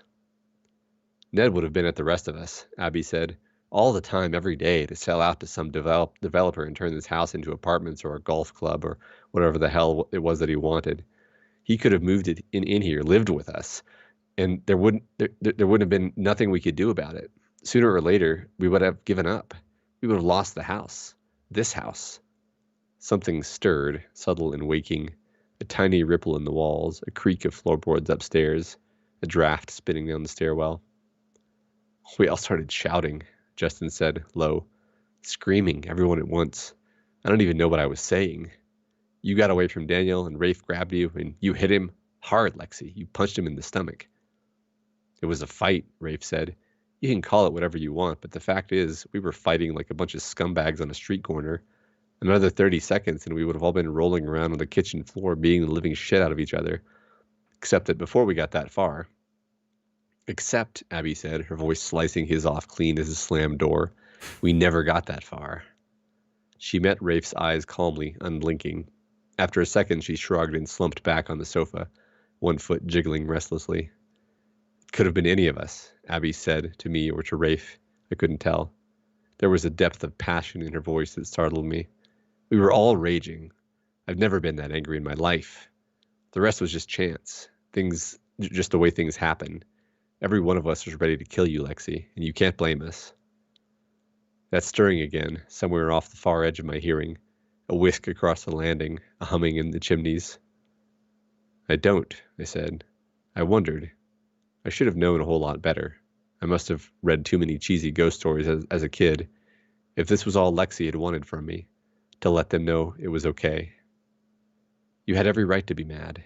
Even afterwards, you would have had every right to throw me out. So is this the ghost of Lexi in the house? Yeah, I mean, it seems like it, right? Like it doesn't have to be textual that this is the ghost, but there is this presence, this feeling, this wisping as they're confronting her. Yeah. But what does the ghost of Lexi want, Matt? If this is the ghost of Lexi, what does she want? Well, it's funny because you could just as well say like, oh, they're almost to the point of divulging who did it and they'll have justice. Mm-hmm. Because don't ghosts always want justice? Yeah. But Cassie seems to think that Lexi just wants them to have some closure. To sort of talk it through. And but she does say, I wondered, I should have known a whole lot better, as if now she doesn't believe that. That's what she believed at the time. Mm-hmm. At the time, I believed maybe Lexi threw me into her life just to let them know that, hey, it's okay. But she doesn't believe that anymore. Yeah. Right. I don't think it is. I don't think. Yeah. I mean, it's not okay, right? It's not no, okay that's. I mean, that's somebody. Yeah, because they were going to sell your house. Every one of us was ready to kill you, Lexi, and you can't blame us. Yeah, I can. Yeah.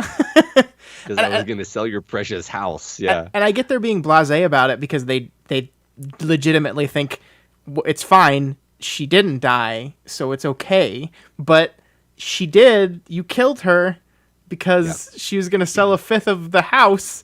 It's just a house.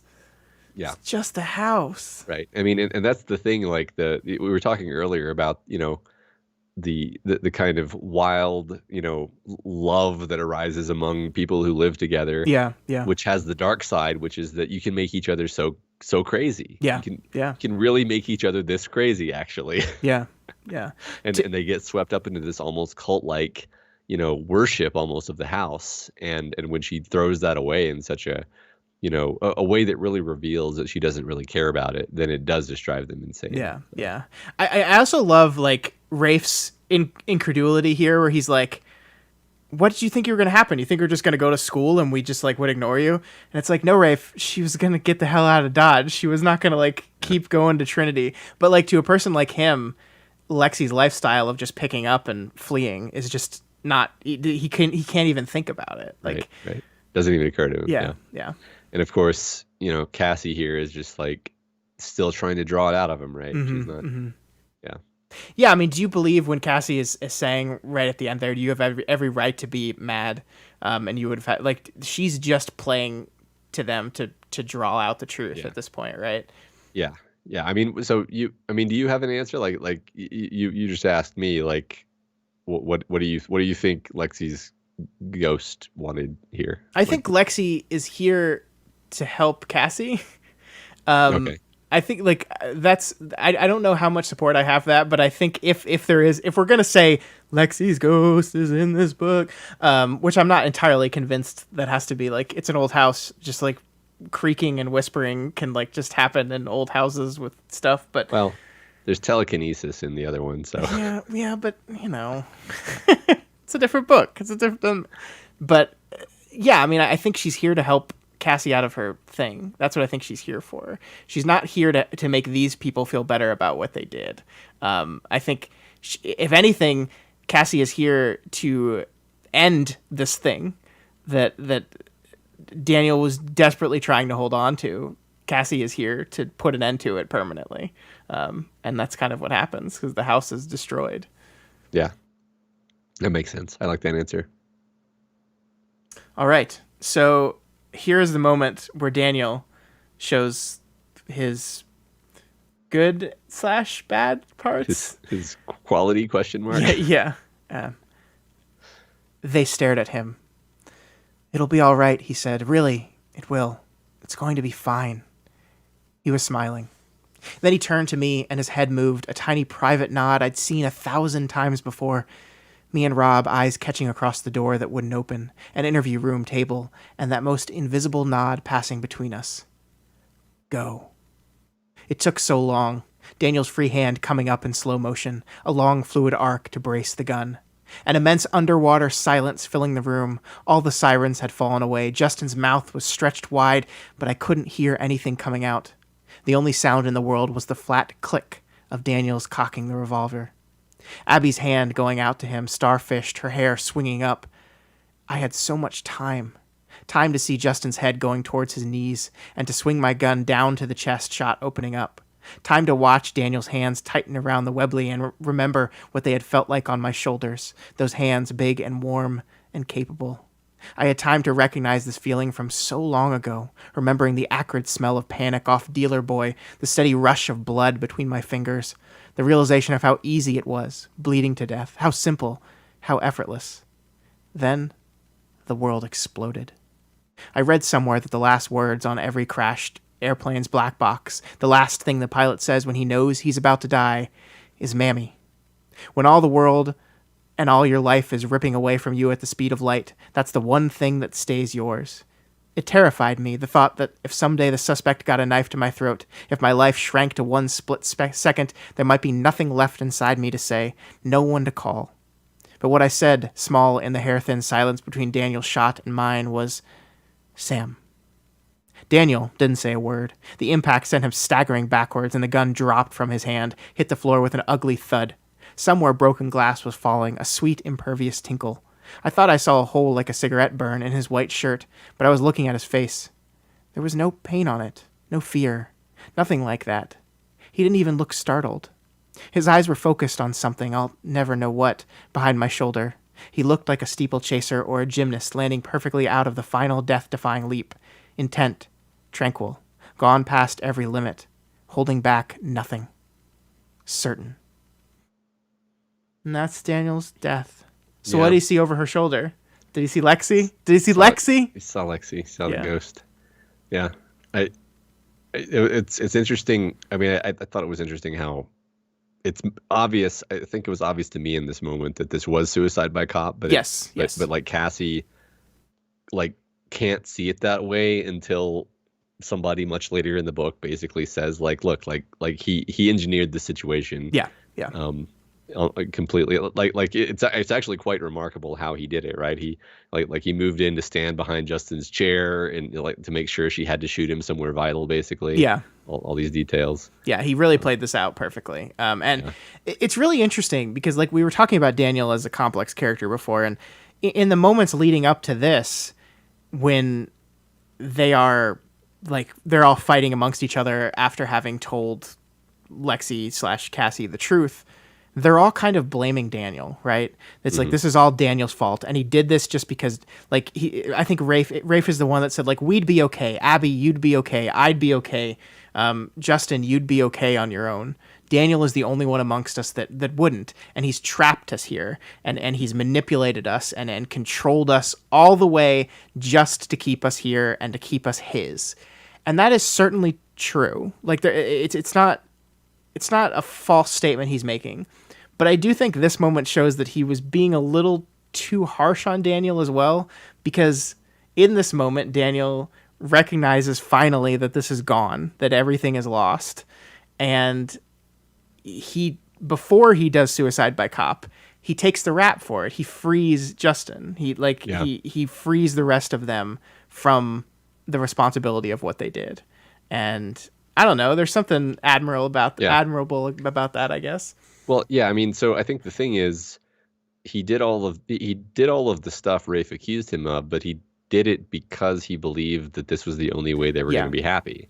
Like, he didn't do it like some kind of like spider, trapping them in his orbit because he's a monster who's going to suck away their life force. Like, he was like, no, in a sense, he's right, because the book takes pains to show us what happens to each of them. Yeah. And they all just go on to this sort of, unromantic, boring drudge of life that, I mean, really is sort of the norm. Yeah. And the book is sure to portray it as like, see, this is what Daniel said would happen. Sure. And you all hate it.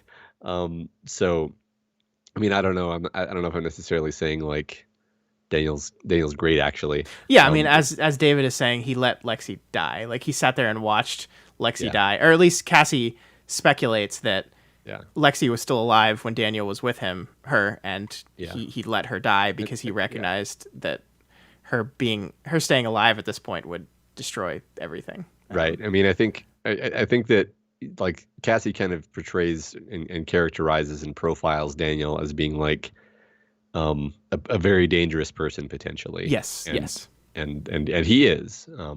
But I think the best thing we can say about him is, like, he had the best intentions, and then things got out of his hands, and then he did very terrible things to try to get control of the situation. Yeah, and I think this is his attempt to make amends for it at the end here. And of course, that doesn't bring dead people back to life, but I mean, there's also something just so, and I don't mean to demean these people, they're very young. There's just something so childish about the idea of, like, and I remember when I was 21 and I was about to graduate from college, and I was just like, going to an office every day, this is a disgusting way to live, and I will want to kill and that's basically the same thing Daniel is saying here, that he just can't imagine living life the way all these other people live it, and he wants to create this perfect world where the five of them can exist in life the way it's meant to be lived.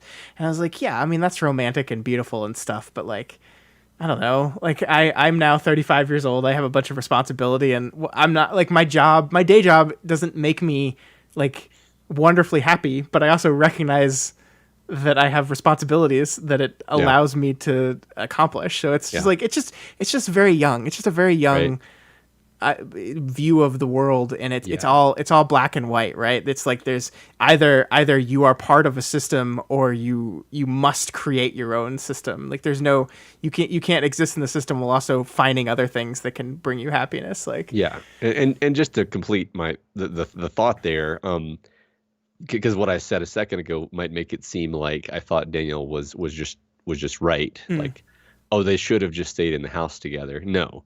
Because we already saw that they were going crazy in the house together. Like you just can't have that. You can't have that setup of just a bunch of adults living together in stasis forever. Do we Do we find out who the father is?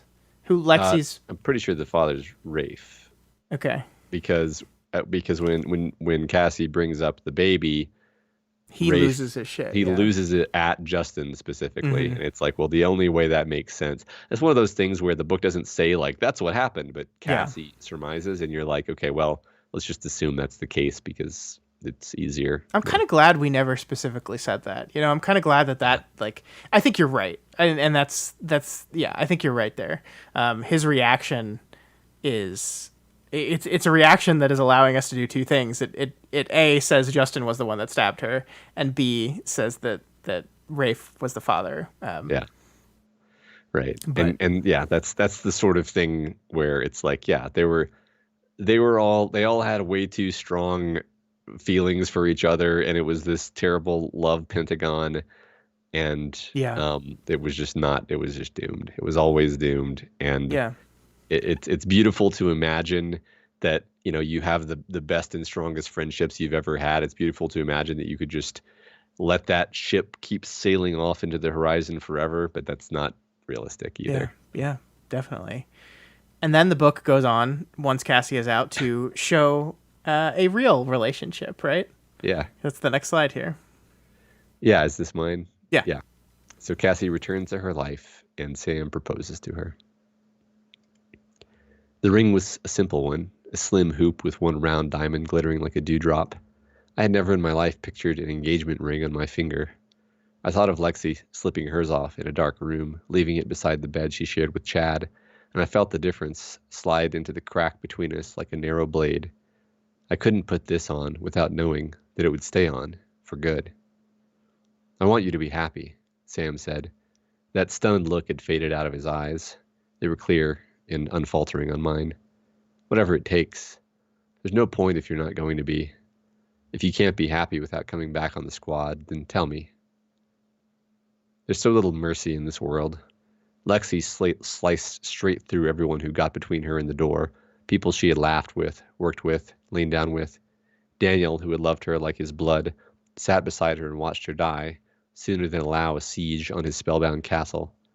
Frank took me by the shoulders and steered me straight into something that he knew could eat me alive. Whitethorn House let me into its secret chambers and healed my wounds, and in exchange I set my careful charges and blew it to smithereens. Rob, my partner, my shield mate, my closest friend, ripped me out of his life and threw me away because he wanted me to sleep with him, and I did it.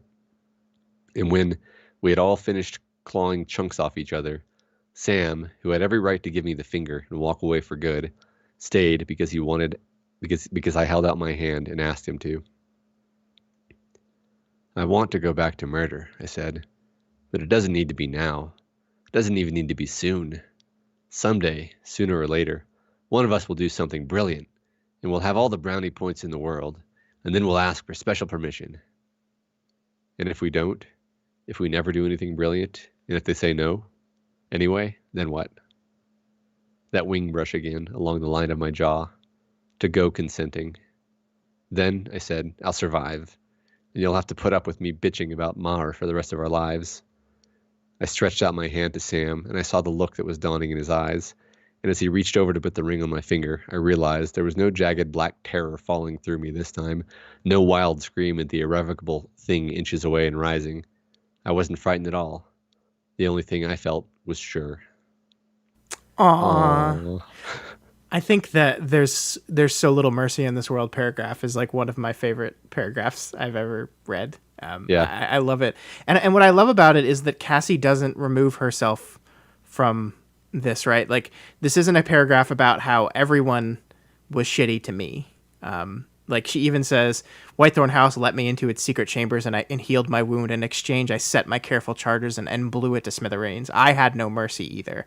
Nobody has mercy. The only person in this entire story that showed mercy is Sam. Sam, who came to my apartment, and she tried, like, what I love about the scene is she tries to push him away. She tries to make him leave. And there's this moment where you think that, like, she's going to make the same mistakes and just going to be alone, and it's awful. And yet he refuses, and then finally she works up the courage to just ask him to stay. Yeah. And he does, because he's fucking awesome. Right. I mean, after what a brutal ending, ending entire act really, in the Woods had, Yeah. I was basically stealing myself this whole book for like, and then she will rip out Sam's heart. Yeah. And then it'll complete this cycle of shit, and I will hate all of these characters. Mm-hmm. But no, it's a beautiful, beautiful ending of hope And you kind of like, I kind of felt in this moment like, even if it doesn't work out, this is still a beautiful moment of hope and like and mercy. Yeah. Exactly what that word is. Just like the possibility Yeah. that things might be good. One of the things I want to invite you to compare here is at the end of this moment where she jumps fully into this thing with Sam, where he slides the ring on her finger and she has fully committed to it. The end of that paragraph, I think, echoes pretty well with the end of Daniel's life, with the end of his paragraph, right? Like he looked like a steeplechaser or a gymnast landing perfectly out of the final death-defying leap, intent, tranquil, gone past every limit, holding nothing back, certain. And then her thing is, I wasn't frightened at all. The only thing I felt was sure. Like they're both certain in their choices. At the end, no doubts, just certainty that they're making their choice that's best for them, which I guess is all you can ask for. I guess. I don't recommend Suicide by Cop. I don't recommend it. Not a good move, but it is interesting how those endings echo each other. Yeah, I mean, I think these two messed up characters are actually pretty similar. So. Yeah, and Cassie learned something from Daniel, and allowed her learn something from Daniel, learn something from Lexi, learn something from all these people, and allowed her to get herself together. Yeah. And let's talk about the end here. So at the very end of the book, Cassie returns to drop off some information about Lexi, who Lexi really was, to Abby, and they have a little chat, and here's how it ends. I saw her head turn, her profile against the window, that snub nose, a strand of stray hair. I loved him, she said. I would have loved him as hard as he'd let me, for the rest of my life. I know, I said. I wanted to tell her that being loved is a talent too, that it takes as much guts and as much work as a loving, that some people, for whatever reason, never learn the knack. Instead, I got my photocopies back out of my bag and flipped through them. I practically had to hold them against my nose to see, until I found a streaky color copy of that snapshot, the 5 of them, smiling, wrapped in falling snow and silence, outside Whitethorn House. Here, I said, and held it out to Abby. Her hand, pale in the near darkness, reaching out. She went to the window, tilted the page to the last of the light. Thanks, she said after a moment. I'll keep this. She was still there, looking at it, when I closed the door. After that, I'd hoped I'd dream about Lexi, just every now and then. She's fading from the others' minds, day by day. Soon she'll be gone from good. She'll be only blue balls in a hawthorn tree. Blue bells in a hawthorn tree, in a ruined cottage where no one goes. I figured I owed her my dreams, but she never came. Whatever it was that she wanted from me, I must have brought it to her somewhere along the way. The only thing I dream of is the house, empty, open to the sun and dust and ivy, scuffles and whispers, always just one corner away, and one of us, her or me, in the mirror, laughing. This is the one thing that I hope, that she never stopped. I hope when her body couldn't run any farther, she left it behind like everything else that tried to hold her down. She floored the pedal, and she went like wildfire, streaming down night freeways with both of her hands off the wheel, and her head back screaming to the sky like a lynx. White lines and green lights whipping away into the dark, her tires inches off the ground and freedom crashing up her spine. I hope every second she could have came flooding through the cottage like speed wind, ribbons and sea spray, a wedding ring and Chad's mother crying, sun wrinkles and gallops through wild red brush, a baby's first tooth and its shoulder blades like tiny wings in Amsterdam, Toronto, Dubai, hawthorn flowers spinning through summer air, Daniel's hair turning gray under high ceilings and candle flames, and the sweet cadences of Abby's singing. Time works so hard for us, Daniel told me once. I hope those last few minutes worked like hell for her. I hope in that half hour she lived all her million lives. The end. The end. It's so great. It is. And I love how it circles back around to the prologue, right? Like, I don't dream of Lexi, I just dream of the house. And then, like, I think throughout the entire book, you kind of think that when she turns the corner and sees herself in the mirror, the person laughing in the mirror, you kind of make the assumption that that's Lexi. And then here at the end of the book, like, she says her or me. And I think she's just seeing herself happy. She's able to look at herself in the mirror and see a happy version of herself, laughing, enjoying life. Yeah, right. Because I think like at the first time, it almost has a note of like it's a fey laugh. Yeah, It's yeah. a Like it's a there's ominousness to it. yeah. Yeah. It's creepy to imagine that you look in the mirror and see your face, but your face is laughing and you're not laughing, right? Yeah. But yeah, it has a more hopeful and beautiful tone here at the end. I agree. I agree. I love like I hope that she lived all her million lives. Like that's a beautiful idea that each one of these lives she lived in for this short amount of time, she got to in her final moments experience what that life would have been like if she had been brave enough to stick around into it.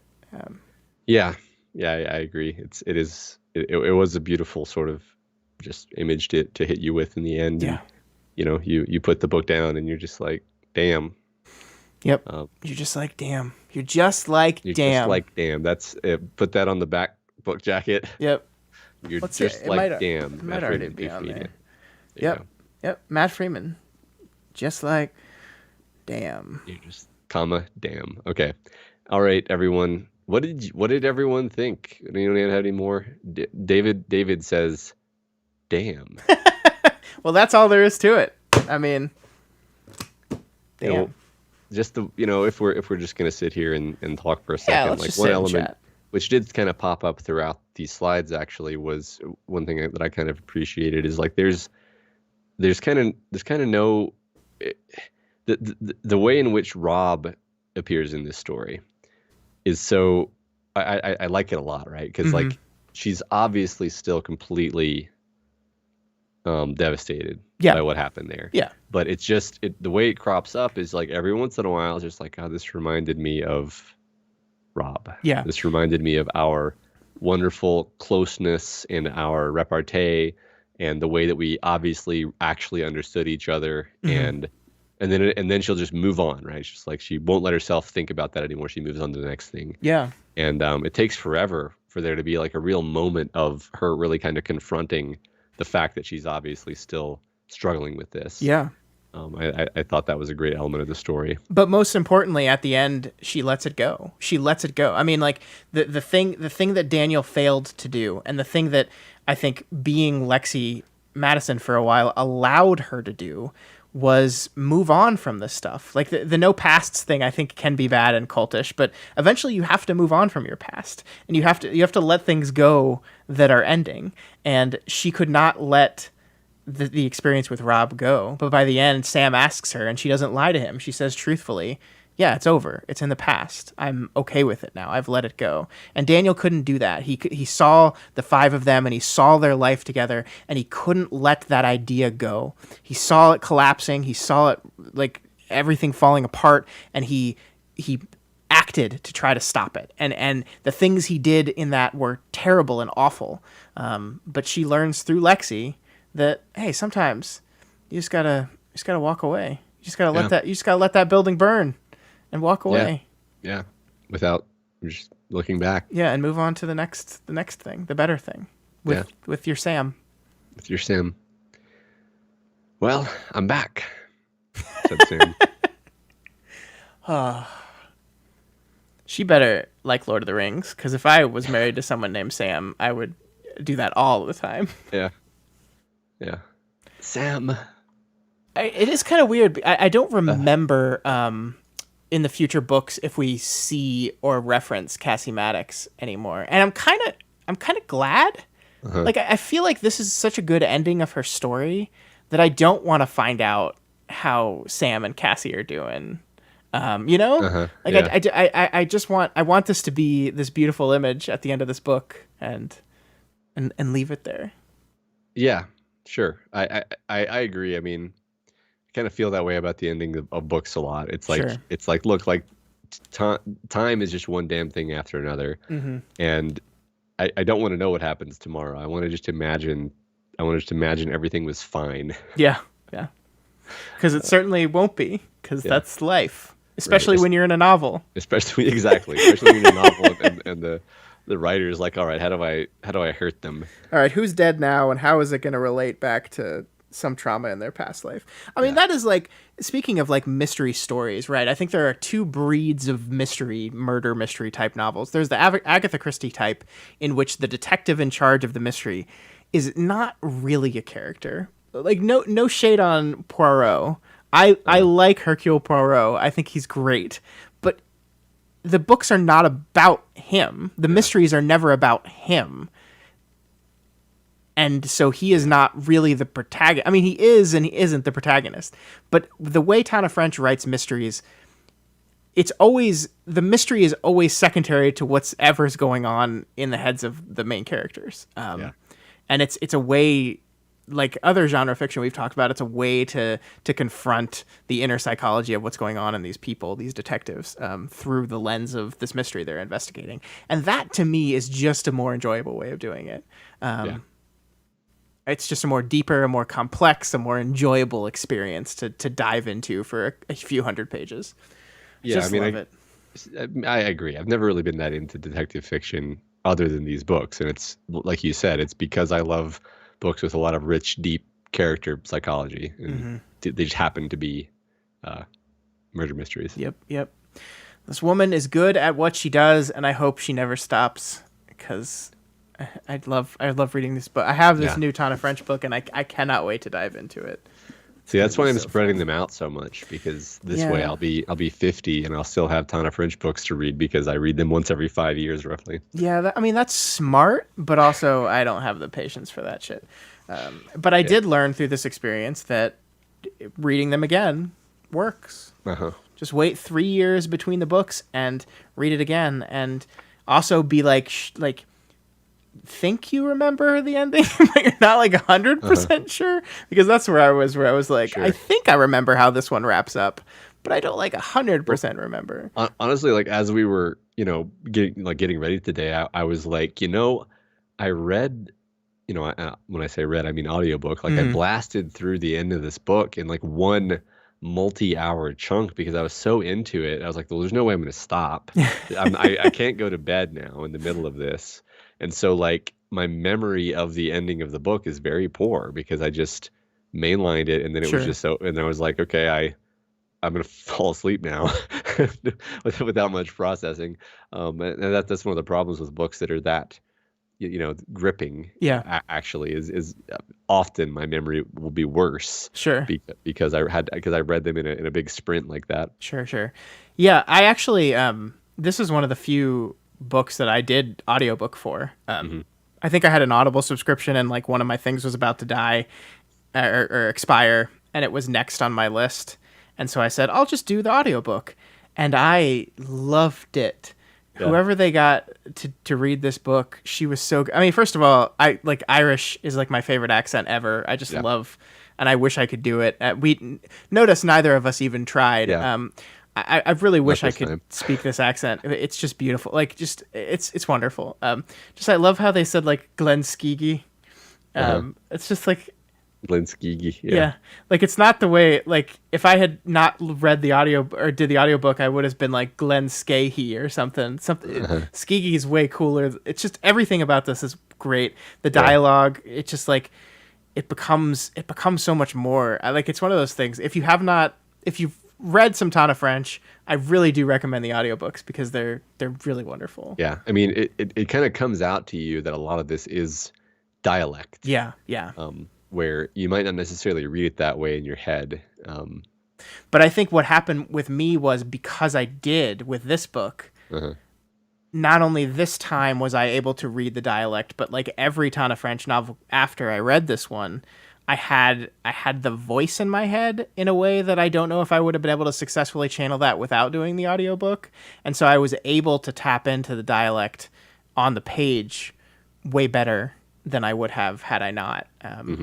Which is why audiobooks are good and are reading, and everyone should not have bad, like there's this weird thing about audiobooks sometimes. People are like, you're not really reading.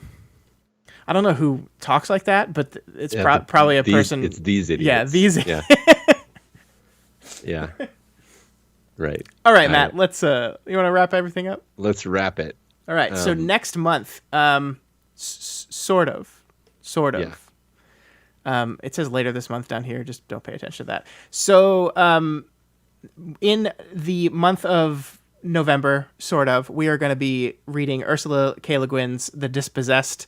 I'm very excited about this, Matt. This is one of my favorite authors from book club. Is Ursula K. Le Guin. I've loved the 2 books we've done, and I'm excited to do a third. But the last Friday of November is the 27th of November, which also happens to be the Friday after Thanksgiving. So we kind of decided that that's probably not the best time to do a book club because people are going to be, with family or Zooming family because it's 2020. Right. We just figured people were going to be busy the weekend of Thanksgiving. So we've pushed this off to a week after that. So this episode will come out on Friday, December 4th at 9:30 p.m. Central Time. So we just pushed it back a Friday. It gives you more time. It gives you more time to read this book, which I can't wait to check out. Look at this cover. I'm really intrigued. Yeah. I'm looking forward to this one. This one's been at the top of my list as one of the great Le Guin novels that everybody has to read. So cool. Excited. So excited. Can't wait.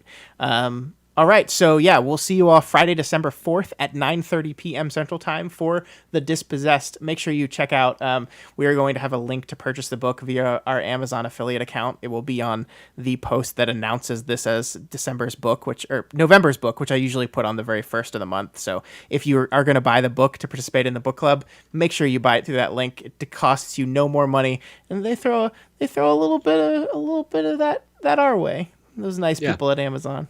Yeah, we appreciate that. Yeah. All right.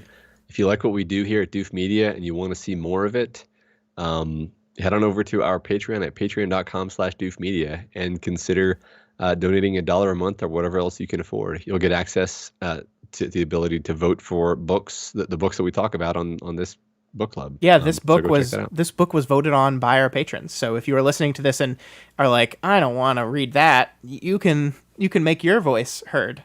Yeah, exactly. And also, anyone can suggest books for us. It does not just patrons. If you go to our website, doofmedia.com, and click on the book club section, which will be on our drop-down menu, and go over to book club, there is a link there in the description of the book club that it is a form that you can fill out and submit a book for consideration. So if you want us to cover a specific book, you can put it there, and then if we look at it and it seems like something we'd be interested in and want to talk about, we'll put it up as one of our votes for our patrons, one of the 5 books our patrons vote on. So we're always looking for new books. So do that and keep them coming. Keep them coming. We love them. We love them. All right. That is it for us, guys. If you have any questions or comments or just want to reach out to us about Tana French, I would love to talk with people more about Tana French. I could talk about Tana French forever. She's one of my favorite writers. So let us know what you think. What do you think of Tana French? Send us some emails. You can reach out to us on Twitter at doofmedia or email us at doofmedia@gmail.com. All right. Thank you, everyone who joined us live. I hope you guys had some fun. I certainly did. And hopefully we'll see you next month for The Dispossessed. Bye-bye. Bye.